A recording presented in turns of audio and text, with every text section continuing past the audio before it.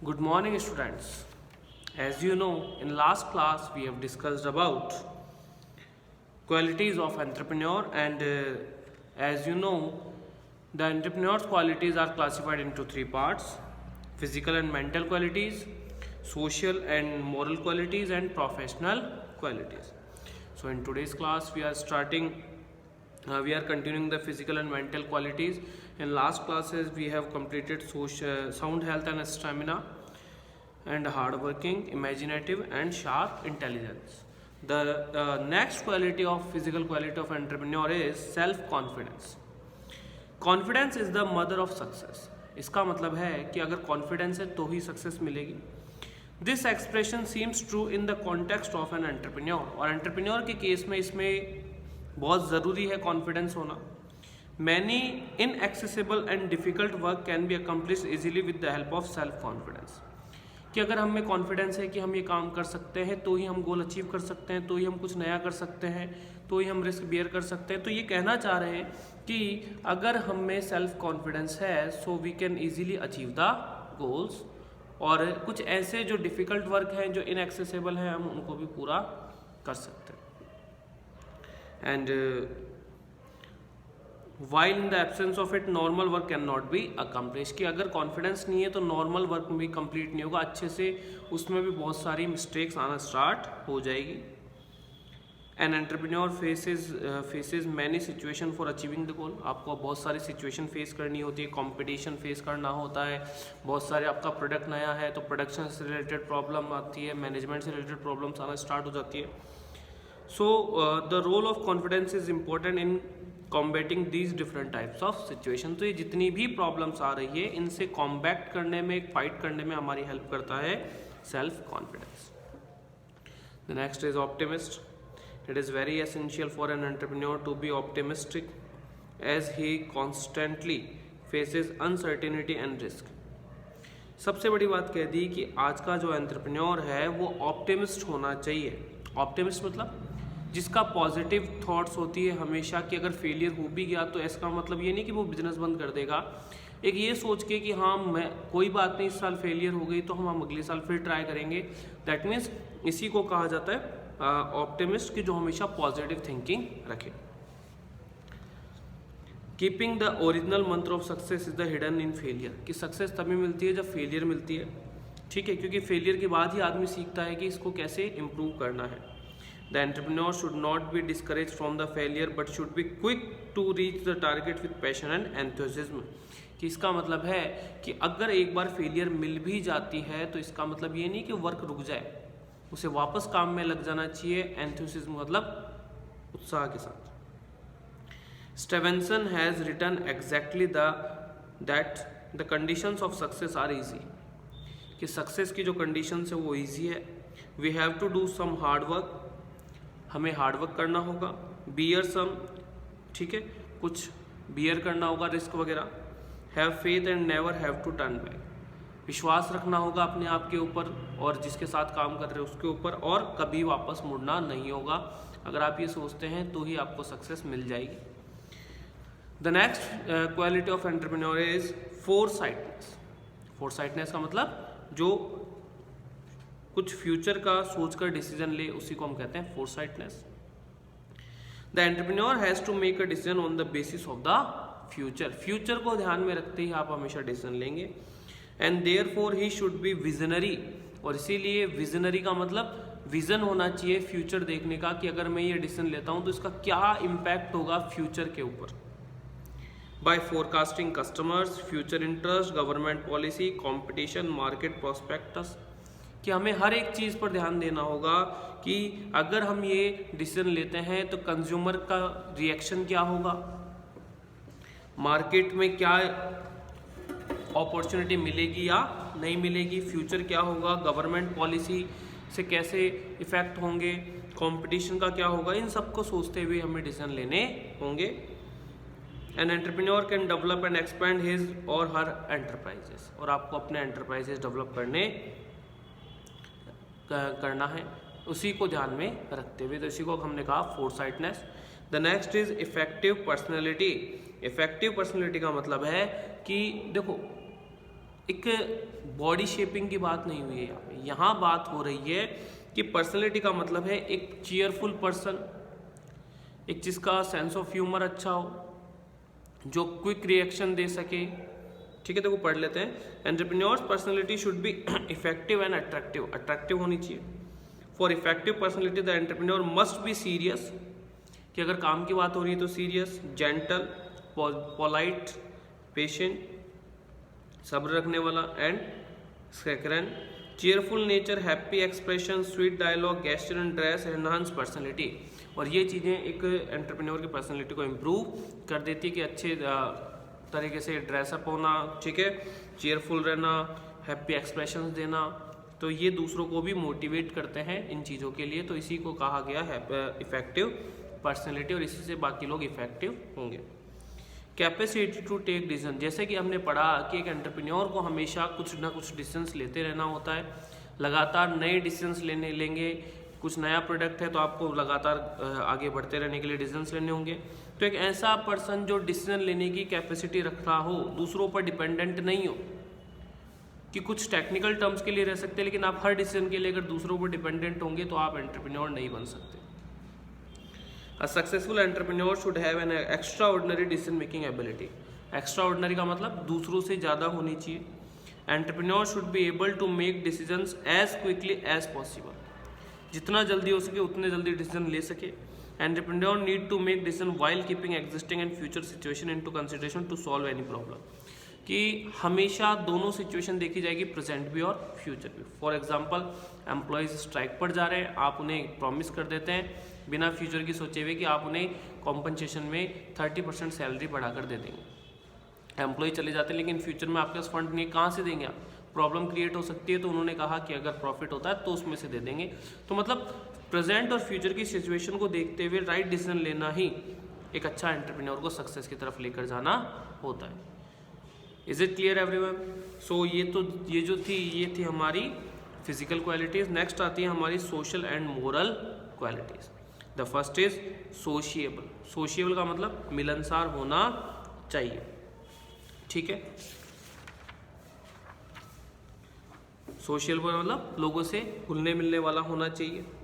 Entrepreneur sociable nature also great contribution in a success, कि success में entrepreneur का जो सोशिएबल नेचर है वो उसको सक्सेस दिलाने का काम करता है। The entrepreneur should have a friendly conversation with everyone, लोगों से आराम से फ्रेंडली कॉन्वर्सेशन करने वाला होना चाहिए। ही should be very humble with every person with comes in contact with him and should create mutual affection, और जो भी उसके कॉन्टैक्ट में आए वो उससे अफेक्शन महसूस करे, इतना हम्बल होना चाहिए। Due to sociable nature of em people confidence in the entrepreneur is increase, लोगों से मिलनसार होने की वजह से, हम्बल होने की वजह से लोग उससे मिलना पसंद करते हैं, उसका कॉन्फिडेंस जो होता है उसमें उनका इंटरेस्ट बढ़ता है। And entrepreneur should be friendly, friendly होना चाहिए। Is it clear? The next is cooperative. Entrepreneur should be affiliated to the sections, it should be cooperative and harmonious, कि आप बहुत सारे सेक्शन से जुड़े हुए हैं तो आपको कोऑपरेटिव और हार्मोनियस का मतलब बैलेंस मेंटेन करने वाले होने चाहिए। बिजनेस ओनर्स के साथ, एम्प्लॉयज़ के साथ, क्रेडिटर्स के साथ, सप्लायर्स के साथ और इवन कॉम्पिटिटर्स के साथ, ठीक है, मार्केट में सभी आते हैं। Entrepreneur should have the ability to compromise and accept their mistake and faults, और सबसे बड़ी बात कि अगर गलती एंटरप्रेन्योर ने की है तो उसे एक्सेप्ट करने वाला भी वही पर्सन होना चाहिए। Next is politeness. N entrepreneur should be polite. It has been said that humility doesn't seem to be of value, one can get too much from it, कि एक एंटरप्रेन्योर जो है वो पोलाइट होना चाहिए, और ये सही कहा गया है, humility doesn't seem to be of value, one can get too much from it, कि देखा नहीं जा सकता लेकिन फील किया जा सकता है। Happiness increase the popularity of the entrepreneur, humility doesn't mean that it should act against the reputation and self respect, कि आपका पोलाइट होना ज़रूरी है लेकिन इसका मतलब ये नहीं है कि आपके सेल्फ रिस्पेक्ट या रेपुटेशन के अगेंस्ट जाए। नेक्स्ट इज साउंड कैरेक्टर की हम बात कर रहे हैं। The character of an entrepreneur should be clear, renowned entrepreneur leave their mark on the people who come in contact with their work and behaviour and make them on, कि लोग क्या होता है कि हम लोग, कुछ लोग ऐसे होते हैं जिनसे मिलकर बड़े खुश हो जाते हैं, बार बार मिलना पसंद करते हैं। तो ये एंटरप्रेन्योर में होना चाहिए कि आपका कैरेक्टर ऐसा होना चाहिए जो दूसरों लोगों पर एक छाप छोड़ जाए, जो आपके साथ काम करे वो वापस आपके साथ काम करने के लिए तैयार हो जाए, ऐसा आपका कैरेक्टर होना चाहिए। It has been said in relation to the character that if the character is lost, और अगर एक बार कैरेक्टर लॉस्ट हो गया then everything is lost. Money वापस अर्न किया जा सकता है, कैरेक्टर नहीं किया जा सकता है। According to professor Howens, the character person put his mind in its people through his eyes, through his gesture, through his speech, by his own word and by his statement and fact। कि आपकी जो एक image बनती है लोगों के मन में, आपकी जो एक कैरेक्टर की इमेज बनती है, वो आपके बोलने के तरीके, आपके गेस्चर, आपकी थॉट्स और आपने क्या कहा है उसके बेस पर ही लोग उसका आपकी एक इमेज तैयार करते हैं। ऑनेस्टी तो पता ही आपको कि ऑनेस्ट होना चाहिए। Fraud and wrong entrepreneur can succeed for short time. Short time में आप सक्सेस हो सकते हैं, आप पब्लिक को पागल बना सकते हैं, लेकिन लॉन्ग रन में आपको सक्सेस नहीं मिलेगी। लॉयल होना चाहिए, ठीक है। लॉयल का मतलब है कि अपने जो कलीग्स हैं, क्लाइंट्स हैं, सप्लायर्स हैं, गवर्नमेंट है, उनके साथ वो लॉयल होना चाहिए। दैट मीन्स स्पेशल और क्राइसिस सिचुएशन में उन्हें अकेला छोड़ने वाला नहीं होना चाहिए, उनकी कमियों का फ़ायदा उठाने वाला नहीं होना चाहिए। और लॉयल्टी को टेम्पर मतलब छेड़छाड़ नहीं करने वाला होना चाहिए। ह्यूमैनिटी का मतलब इंसानियत होनी चाहिए। An entrepreneur should take a humanitarian approach to the employee working in the venture. He should treat his employee and subordinate with affection, warmth, love and sympathy. अगर आपको याद हो तो हमने मास्लो की नीड हायरार्की पढ़ी थी और उसमें हमने पढ़ा था कि इंसान के मोटिवेशन के लिए money is not everything for the motivation. If you want to motivate the employees, if you want to motivate the human, then you have to take care of their self respect, their working environment, their needs, desire, self respect, love and affection. तो अगर ये सब मिलेगा तो वो अच्छे से काम करेगा, नहीं मिलेगा तो वो काम नहीं करेगा अच्छे से।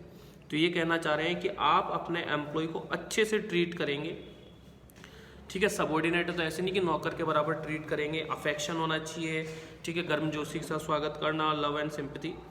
The building of pleasant relation with the staff is less labour turnover. और जितने अच्छे रिलेशन आपके सबऑर्डिनेट्स के साथ होंगे उतना ही बेनिफिट मिलता है ऑर्गेनाइजेशन को, क्योंकि लोग छोड़कर नहीं जाएंगे। thereby increasing the stay of experienced and qualified employee and increasing the spirit of honor, value and respect towards the entrepreneur। और इससे क्या होता है, जो एक्सपीरियंस्ड है, जो लॉयल एम्प्लॉयज़ हैं और जो अच्छे एम्प्लॉयज़ हैं वो हमें छोड़कर नहीं जाएं। Likeable disposition. लाइकेबल का मतलब होता है कि हम एक ऐसा पर्सन चाहिए होता है जिसका टेम्परमेंट मतलब जिसको जल्दी से गुस्सा नहीं है, जिसका बिहेवियर अच्छा हो, जिसमें ह्यूमैनिटी अच्छी हो। दैट मीन्स लाइकेबल का मतलब है एमिकेबल नेचर का मतलब है कि जो लोगों में आराम से घुल मिल जाए, लोग जिसे पसंद करें, ऐसा आपका बिहेवियर होना चाहिए, ठीक है। और ऐसा होना चाहिए कि दूसरे जो आपके खिलाफ हैं वो भी आपके साथ हो जाए। रेस्पेक्टफुल भी होना चाहिए कि जिसकी रेस्पेक्ट सबको करते हो। A successful entrepreneur should have the qualities of respect. Everyone who comes in contact with him, it small, poor, rich, educated, uneducated, he should respect them. कि भैया सबकी रेस्पेक्ट करने वाला होना चाहिए, चाहे वो स्मॉल हो चाहे पुअर हो, जो भी उसके कॉन्टैक्ट में आए, ही शुड रेस्पेक्ट दैम, उनकी रेस्पेक्ट करनी चाहिए। Because it has also been said respect doesn't come from seeking but respecting other. कि देखने से या लेने से नहीं आती, दूसरों की करोगे तो अपने आप मिल जाएगी। मतलब गिव एंड टेक का काम चलता है, ठीक है। ये हमारी सेकंड क्वालिटीज़ जो थी वो कंप्लीट हो चुकी है। अब अगर हम बुक में देखें, जो 10th दे रखी है प्रोफेशनल बिजनेस क्वालिटी, ये हमारी थर्ड है। प्रोफेशनल जो क्वालिटीज़ की कैटेगरी है वो थर्ड आ जाती है, ठीक है। वैसे तो इसमें दे नहीं रखा है, लेकिन अगर हम समझें तो business tacts, professional knowledge, business ethics and code of conduct, ठीक है, बिजनेस की नॉलेज चलाने की, ठीक है, टेक्निकल नॉलेज, मैनेजरियल नॉलेज, ये उसमें होनी चाहिए। टाइम मैनेजमेंट करना आना चाहिए, कॉस्ट मैनेजमेंट करना आना चाहिए। तो ये एक प्रोफेशनल और बिजनेस क्वालिटी से रिलेटेड हमारी क्वालिटीज़ उसमें एंटरप्रेन्योर में होनी चाहिए। For the success of an entrepreneur it is necessary to have business qualities in it. Business qualities उसमें होनी चाहिए, because business quality directly affect the success of entrepreneur. कि सब कुछ अच्छा है लेकिन बिजनेस क्वालिटीज़ भी तो होनी चाहिए, बिजनेस चलाने से जुड़ी हुई नॉलेज भी तो उसमें होनी चाहिए। Henry P. Dutton has written, rightly, the person who once acquired the knowledge of the business work, financial management, accounting, and who has understood the basic principle of leading and working with colleagues, employees, he will soon be able to acquire skills and success in business. कि जो person financial management कर सकता है, accounts maintain कर सकता है, दूसरों को लीड करने के, कलीग्स के साथ काम करने के प्रिंसिपल्स को समझ सकता है, तो वो बहुत ही जल्दी आगे सक्सेस को चला जाता है. द फॉलोइंग बिजनेस क्वालिटीज़, अब देखो इन्होंने दे नहीं रखी हमारे बुक में कि कौन कौन सी क्वालिटीज़ होती है, बस तो मैंने आपको अलग से मेंशन कर दिया. सो स्टूडेंट्स, आज की क्लास में हमारा चैप्टर 11 कंप्लीट हो गया है. सो स्टिल कोई डाउट रहता है तो हम लोग डाउट क्लास रखेंगे, तो उसमें आप लोग अपने डाउट्स लेकर आ सकते हैं. Okay students, thank you.